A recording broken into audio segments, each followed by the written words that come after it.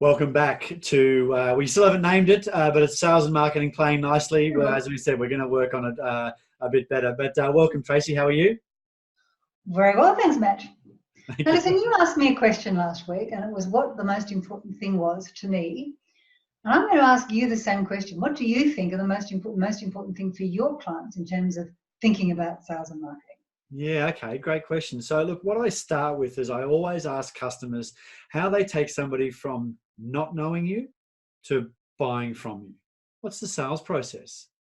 And most of the time the answer is, oh, well, we have a meeting and a coffee and a think about it, and we have a few more meetings, and there's some things that happen along the way. And then, I send them a proposal and, hope for the best.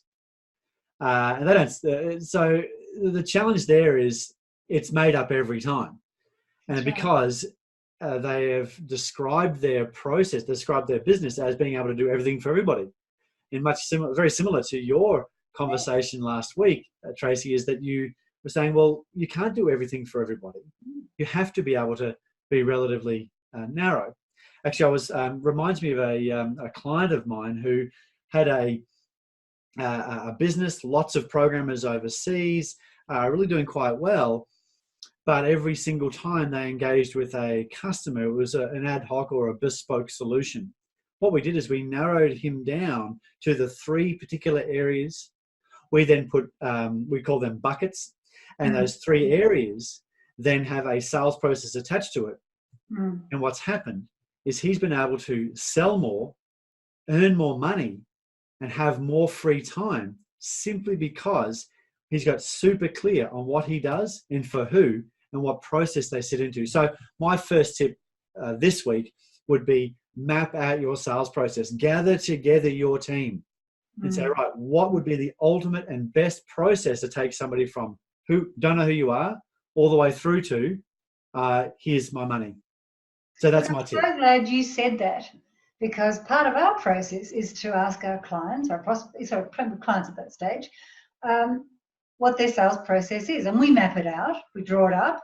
And our interest is in knowing if the first thing is taking a web inquiry and the last stage is signing a contract, what are the individual steps and what's the drop-off at each of those steps? Because the drop-off is where the marketing needs to be beefed up, because that's where you're not convincing them.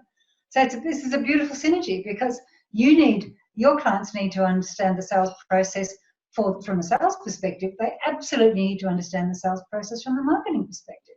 Perfect. This is why we're in unison there, Tracey, is simply because we often will, there's a lot of overlap in between good sales and marketing. Whereas sales will just pick up the phone and do a whole bunch of cold calls. Marketing's doing probably a bunch of brand positioning, which brand's important, but it needs to support and talk to the right target market. So this is why we're in line, and this is why our customers get the results that they do.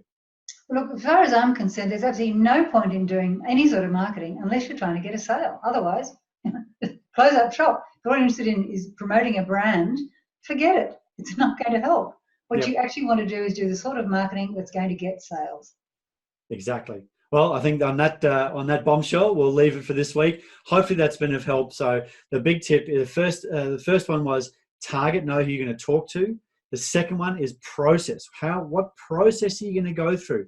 And if you map that out, what you will find, and if you look at your last 3 or 4 sales that you've actually done, and you actually start marking those meetings down, those emails down, those telephone calls down, there'll be a whole bunch of fat in that process that's completely unrequired.